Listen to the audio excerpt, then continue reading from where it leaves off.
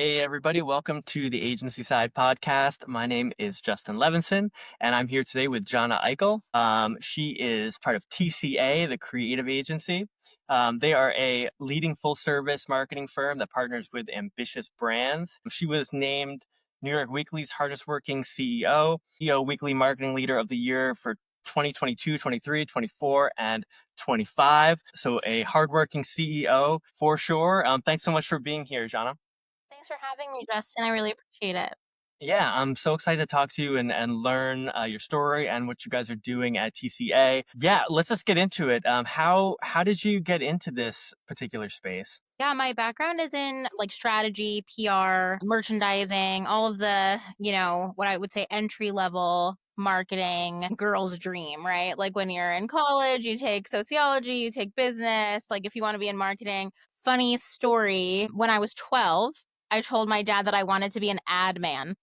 And he was like, "You don't want to do that. That's a stressful job." And then, 20 years later, it's the only job that I could imagine ever doing. So, yeah, my background in like PR and just the way the brain works when making marketing decisions and making consumer choices kind of spanned into digital in 2017 when that like in-person handshake PR, I'm going to use a data term, Rolodex of contacts, Yeah, kind of became the internet, right? And so that's really the start of the agency. Way back in the day, we used to just be called Jahna Eichel Consulting, and then I opened up the floodgates and created like a full service digital agency, and it flooded. Is what happened. yeah, yeah, totally. I'm interested. What maybe you can tell the viewers who might not be familiar with the agency what you guys are doing in full. Yeah, so we've kind of invented this out of need, I would say. It didn't come out of thin air. It was essentially a gap in the marketplace that just became more and more transparent over time. But we've created this system where essentially I produce my team of experts as an internal marketing department for a brand. So we essentially take over marketing. Some of our clients have direct marketing directors, some do not. Oftentimes I act as chief marketing officer as well. And we kind of just engulf our agency and our staff as an internal team. So it just really allows for cohesive marketing strategy. It allows for good communication protocol. It allows for deliverables to just be more advantageous and ROI to be much higher because we're not worrying about the like segmented communications, the random overlap or confusion. Like none of that really exists in our philosophy because we're all internal here together. And then we bring that into a brand. So you feel like you're an extension of the brand. You're kind of working Exactly. within. Exactly. Yeah, that's pretty cool. And you're based in Colorado? We are. I'm originally from New York City, but we are here in beautiful, mountainous, sunshiny Colorado. What brought you out of the big city to Colorado? Husband and I actually like did this on a map. Oh, really? Yep, and it landed in like South Denver, Highlands Ranch, and then we found Fort Collins and said this is definitely for us, and moved You here. spun a And globe and you uh, landed. yep, exactly. And we had obviously some, the whole world is our oyster, being in digital. My husband's in IT and audio engineering, so we could have literally lived on the moon.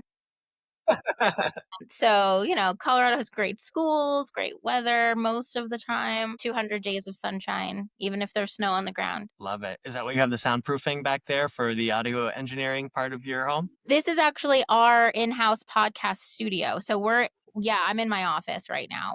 We're one of a very few, I feel like, percentage of agencies that actually have an office. We are not digital nomads. We are in a place. That's great. And does your staff all come in office regularly too? Yeah, we have some hybrid and remote workers that are in other states where we have a large footprint, Yeah, but the majority of our staff is here. that's really cool. And as far as like working together, do you feel like coming into office really helps have a collaborative environment for you guys? Yeah, for sure. I mean, honestly, I think that people can be creative anywhere.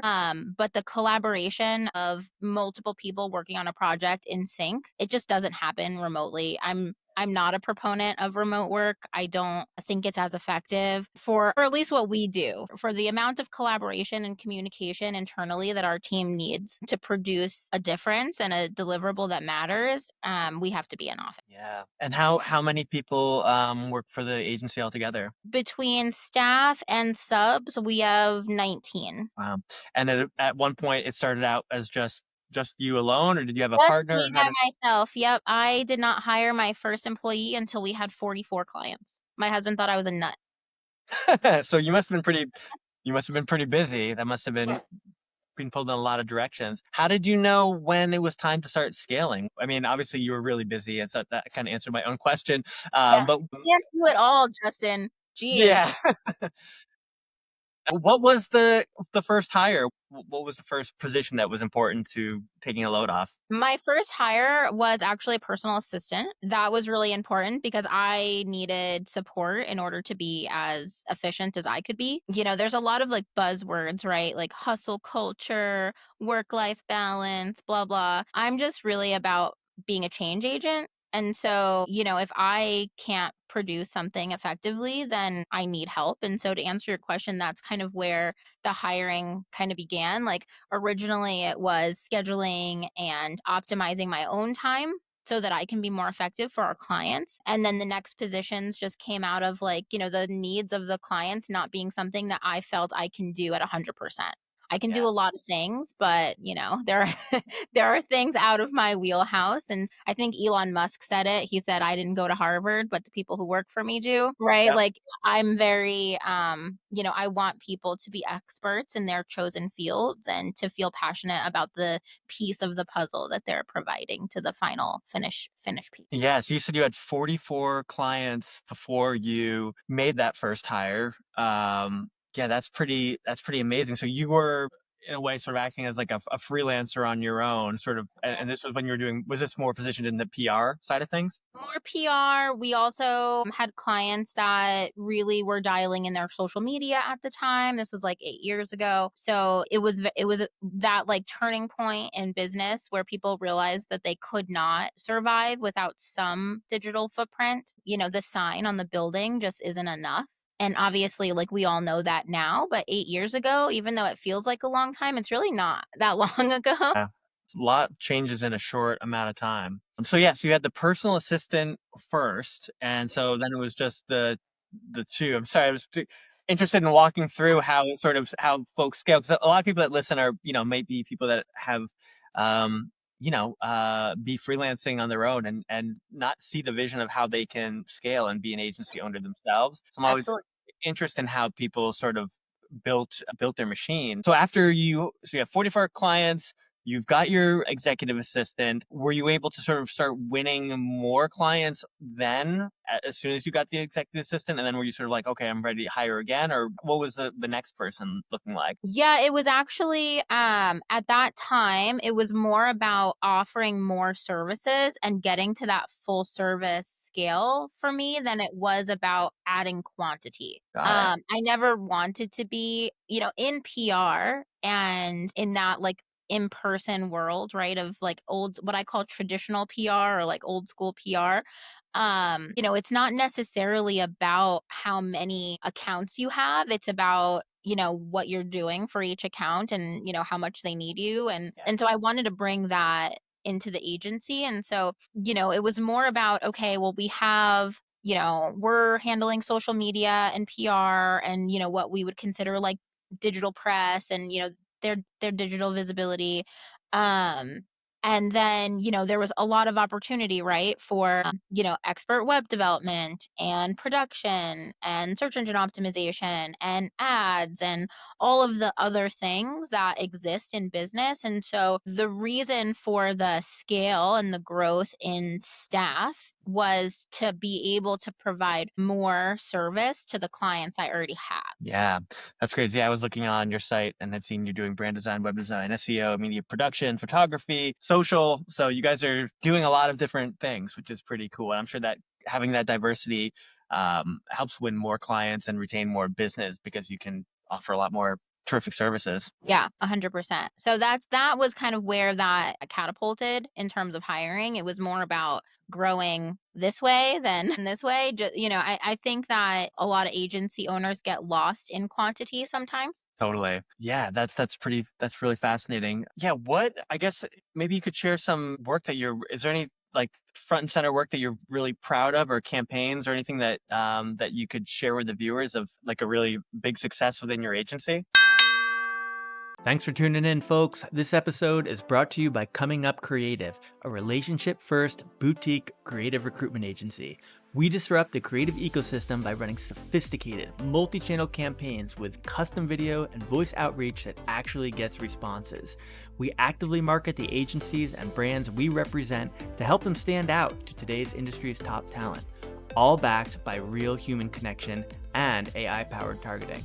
If you're ready for a modern recruitment approach, visit www.comingupllc.com and get started today. Yeah, I mean, we're proud of it. I mean, literally every piece of content that we produce, every, client that we impact is a win for us. One thing that I say in interviews when we're hiring is the passion has to start with the growth of the client. The impact to the client directly has to be where the passion is, and then producing the best thing that you can possibly produce for them so that they can grow. Obviously, I'm not like an open heart surgeon or whatever. I'm not like in Doctors Without Borders, like over here saving babies, but the reality is that, a marketing agency can make or break the success of a business. Yeah. And marketing affects how many people that business hires, how they pay their employees, how they promote their employees, how they expand their distribution, like good marketing has such a beautiful impact on so many lives that this like churn and burn, I need a million clients and I need to duplicate my systems and that whole thing is just not, for me at least, and for my staff, it's not what it's about for us. Um, It's really about the client win and it's about the growth that happens for them. And then by that happening, then we get to grow too. yeah.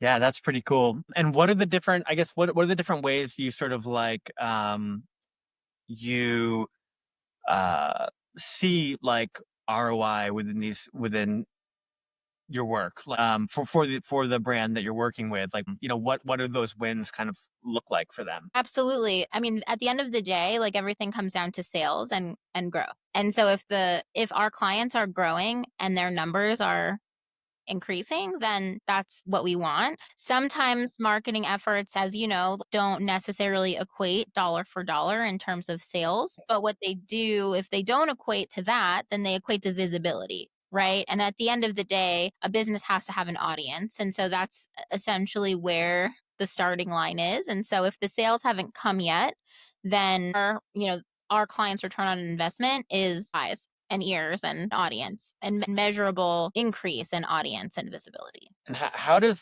the client, maybe you could share with me how they come inbound, and what it sort of looks like internally, if they're coming organically, or if maybe your marketing is bringing them internally, or how does that Yeah. look, and what does the path sort of look like once you've got a new client on the hook, what your processes look like? Yeah, I mean most of our clients are inbound.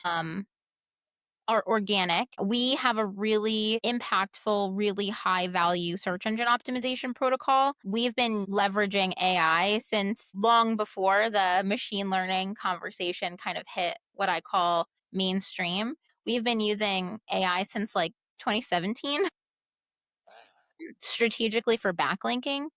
And so, one, I think having a really good name helps quite a bit, and then people will call and, they'll say, I Googled, absolute best marketing agency and you guys came up. And I'm like, yep, exactly. That's us. Um, I oftentimes also refer to us as like the rescue agency.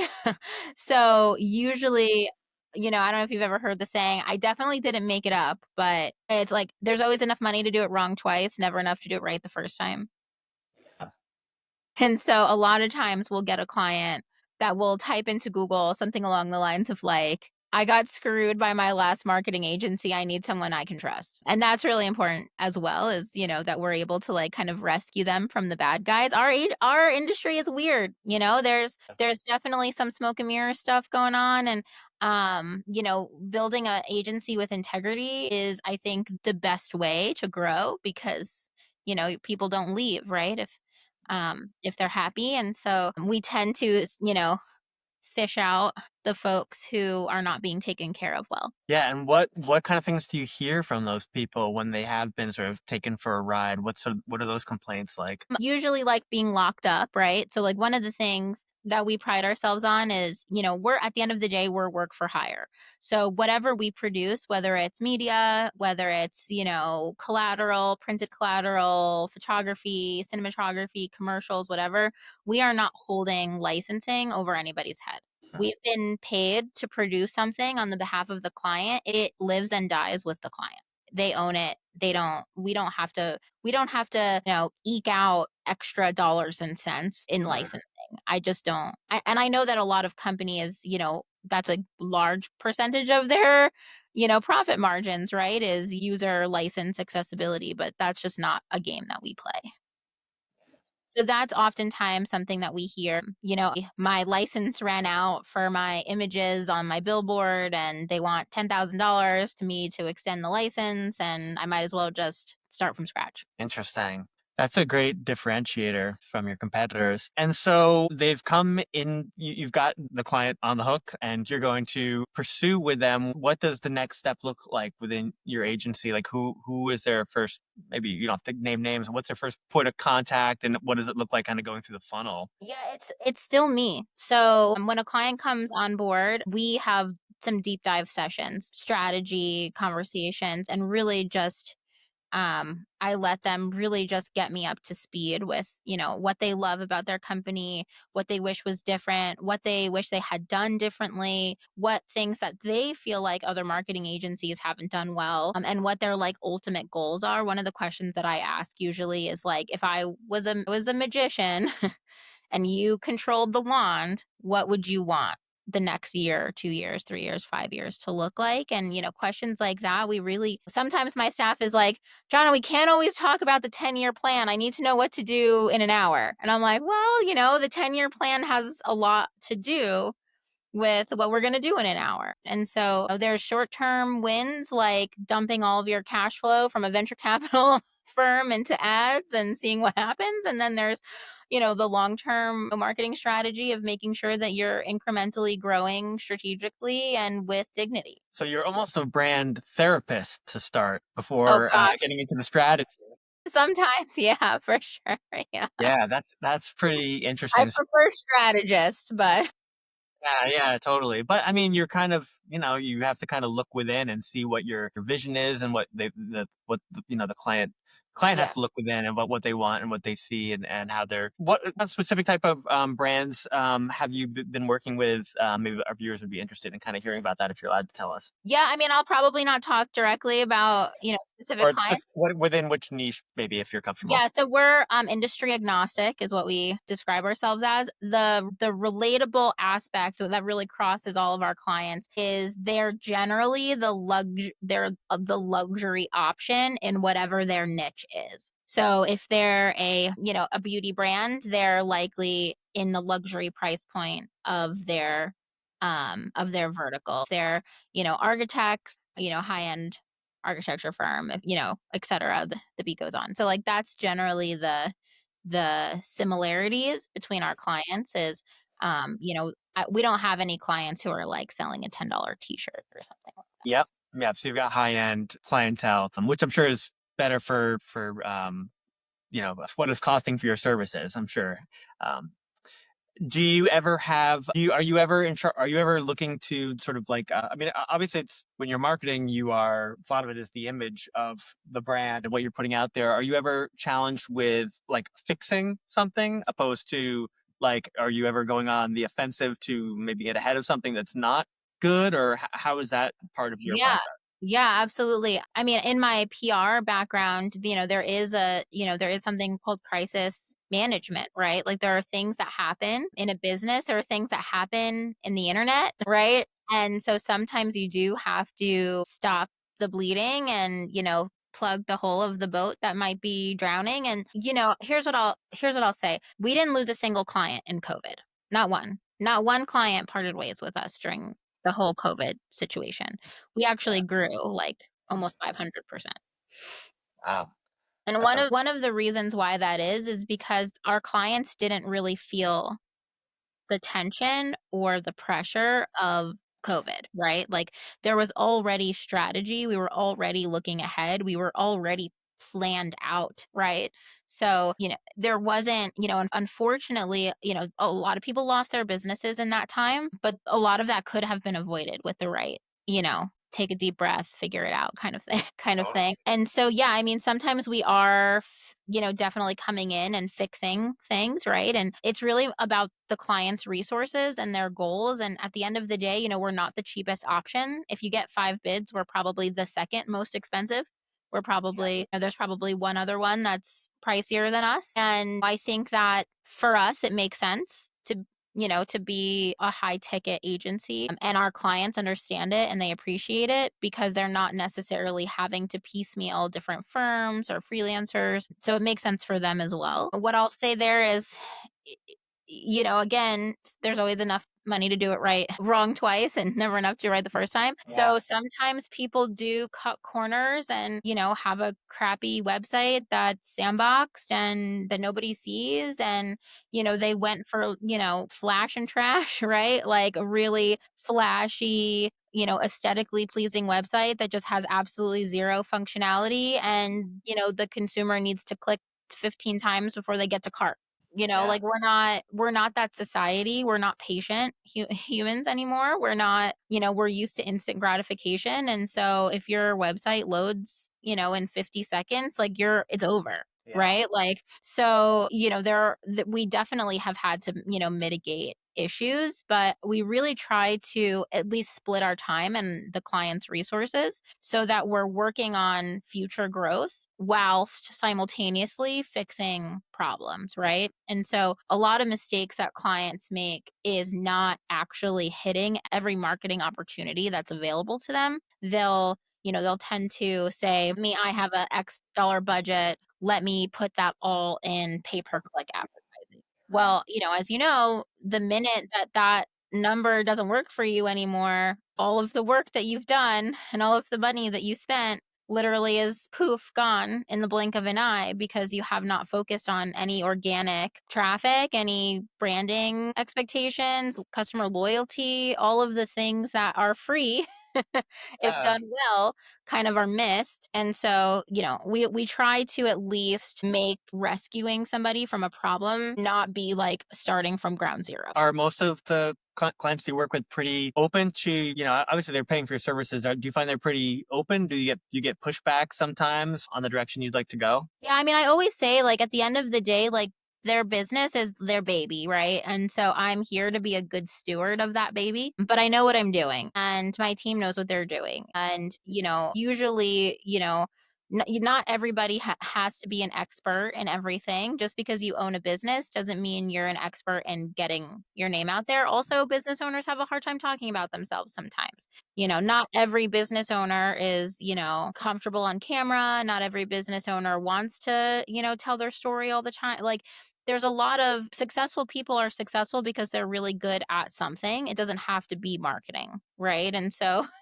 I forgot what the original question is. I'm just rambling. No, I was thinking people get pushback, but I mean, I get it. It's like you might not. Yeah, I mean, not a very comfortable person being in front of camera myself. I even get nervous doing stuff like this, but sometimes you have to do it, and it's and sometimes it takes some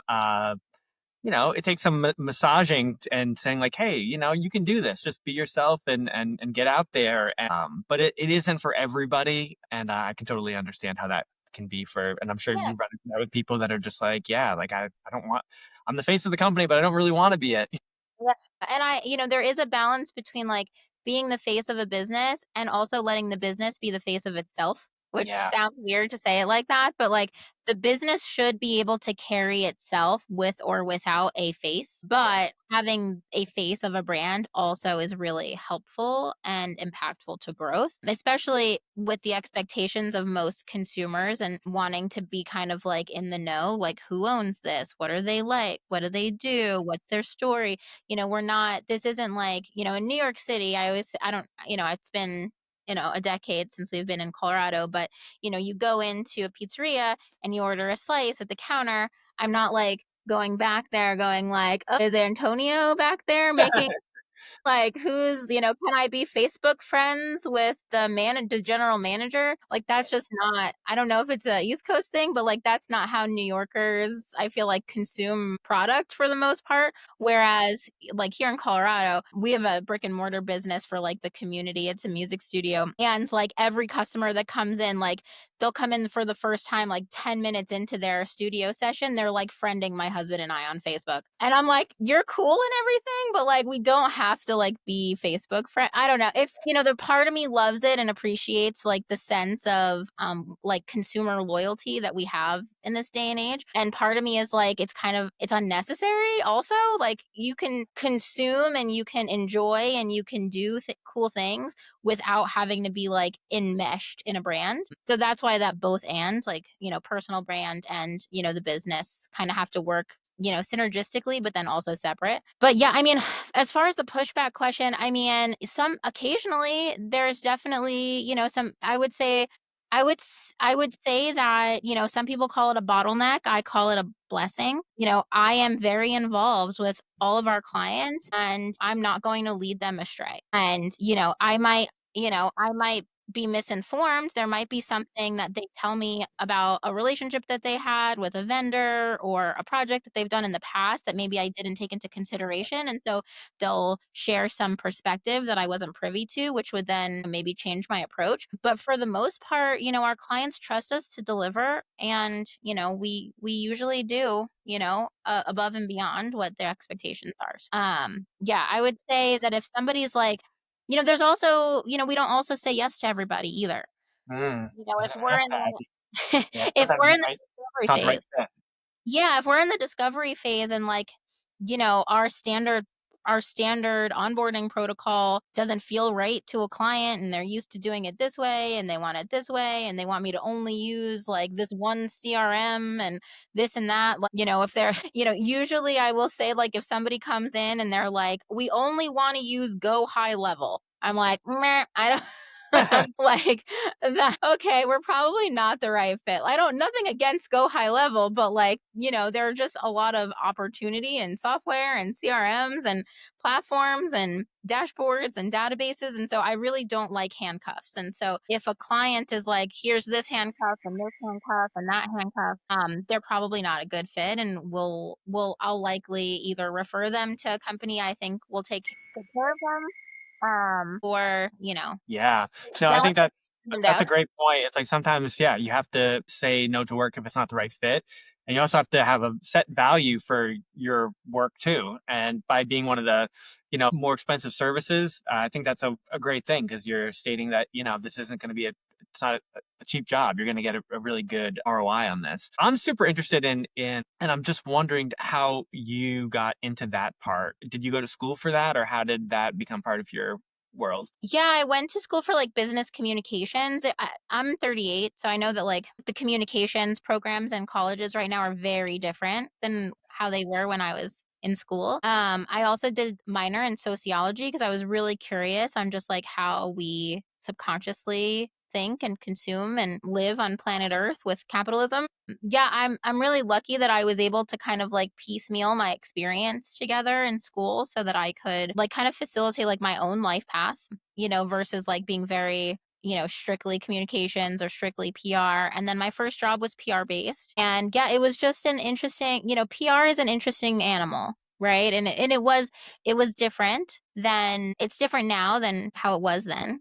Yeah. But it was a lot of like product, my first job was like a lot of product launches, making sure everybody in the company understood the product, extensively in, minute detail, making sure that every piece of communication, whether it was a website description, whether it was like, face-to-face communication about a project, was said, exactly, like the wording was exactly the way the, branding wanted it to be. And really like controlling a narrative and a communication style for product launches. And then it kind of evolved into just like open communications, live event marketing, things like that. Again, that old school Rolodex, kind of situation. And then, Instagram and TikTok are like not really all that different. It's just a different protocol, a different technology. If we think about it as like, I always say, people will say, I only have, 1,000 followers on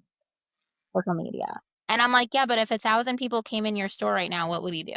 Yeah. Right. So it's really social media and digital marketing is not so unsimilar to in-person, old school PR. Yeah, that's an interesting way of thinking about it because that's your captive audience. That makes a lot of sense. I was involved in PR in sort of a different way when I was more of a musician and when that was sort of my go-to. I did this thing called cyber PR, which was like a thing that came out where it was designed for musicians to like be part of their own PR strategy. So it was sort of like you would be um the person who ran the cyber PR was sort of like running the show, but you were sort of pitching yourself in a way. It was sort of like, and I got pretty good at pitching myself and selling myself into opportunities and through social media too. Even early on, getting in touch with PR firms that were connected to the blue checks on social media back Sure. when it was like you had to like more earn it opposed to pay for it. So Yeah. I remember years ago I was very early to get like a Twitter blue check, which speaking of Elon, he stole mine away. What did you do, Justin? Just kidding. And I had the Instagram one and some of those. And like, that stuff like it doesn't really matter, but there is some sense of like legitimacy that it gives you with your brand. And I definitely think I leveraged opportunities early on just because of things like that. So I ran a lot of different PR campaigns for myself. And I was always interested in how to get people's attention and doing it in a really personal way. One success story that I had was when I was in school. We're about the same vintage, so we were probably in different colleges around the Yeah. same time. But I was in Boston, and WERS was like the big college radio station out there. I was studying at Berkeley, and one of my roommates was a DJ over there, and he suggested that for the place that I wanted to get my music played in, that I write like a personal like note with my CD back when people were doing that and my one sheet and to write like something personal to the person that was handling like that style of music. And I just took a piece of paper out. Like it was very just humble. Everybody who's pitching themselves are like, I'm the next Beatles. Like I'm inspired by Bob Dylan and blah, blah, blah. And I'm the next this, and this. And here are all my accomplishments and blah, blah, blah. And I saw that strategy wasn't always working for myself. And I took this guy's advice and I just wrote like, hey, I'm a big fan of WRS. I love the music here. And, I'm a independent artist. And I'd just be honored if you just would take a listen and consider me.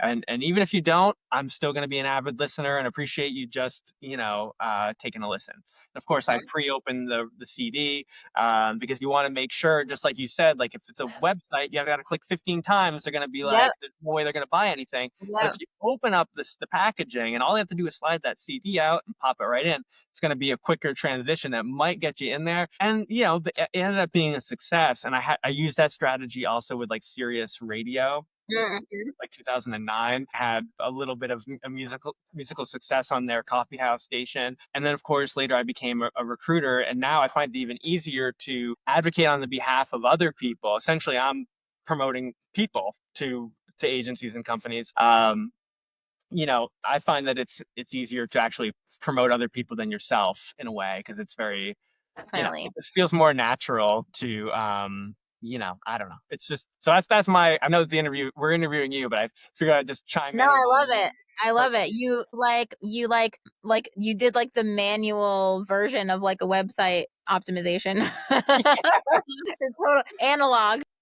Yeah, analog and digital world here. It was the old school way. But back then, I was pretty hip to technology though, even though I was doing things also in a manual way. Like back then on MySpace, Oh yeah. which I don't want to date myself here, but there were like, and I want to say that I was sort of getting into AI. I mean, not really AI, but at least a similar vertical back then too, because there were these programs where, like, if you had a music page, you could set up a program that you could put in all the other artists that sounded kind of like you. Yep.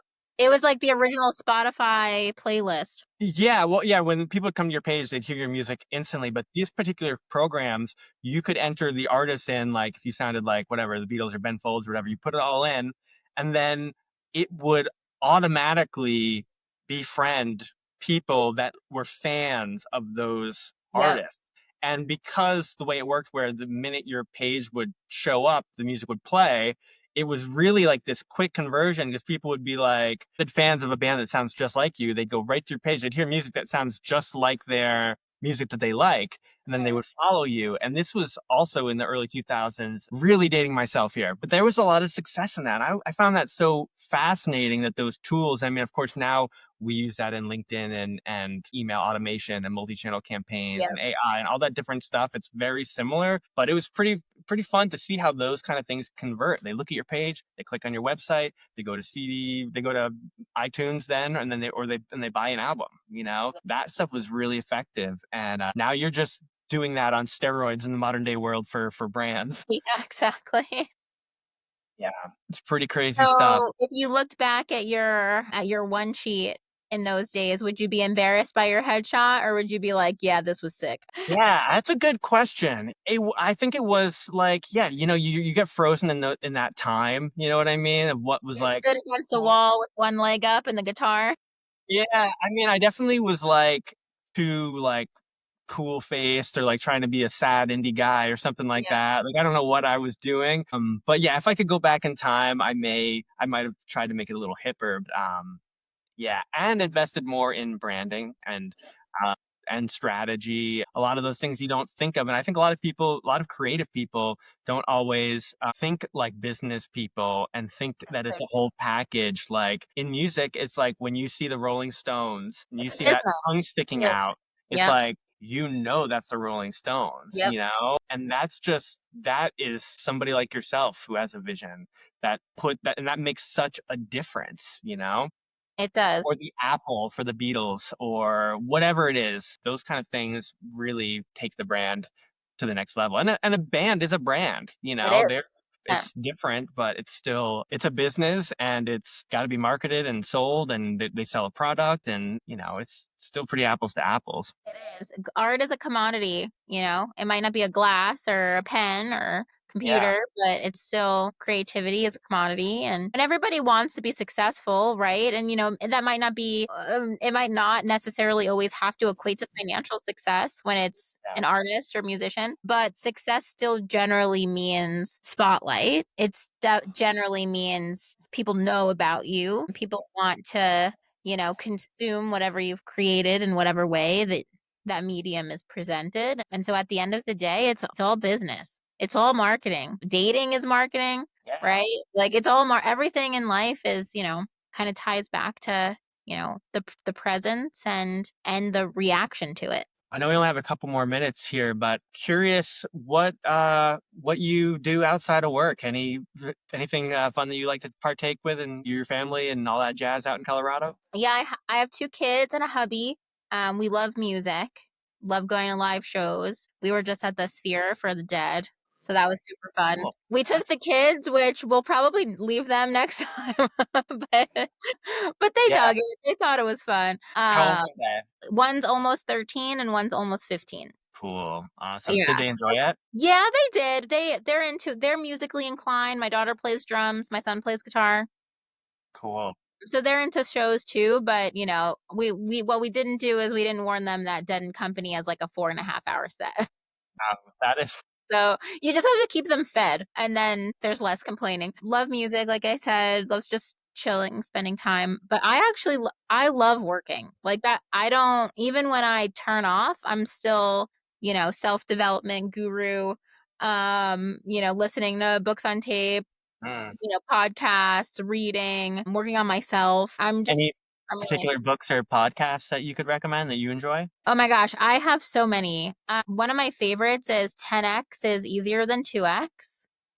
I love the EOS model. Oh my gosh, I can't even I have brain paralysis thinking my Audible list right now. I'm also a little bit woo woo. I really dig success, manifestation, universal energy is positive thinking. I like that stuff.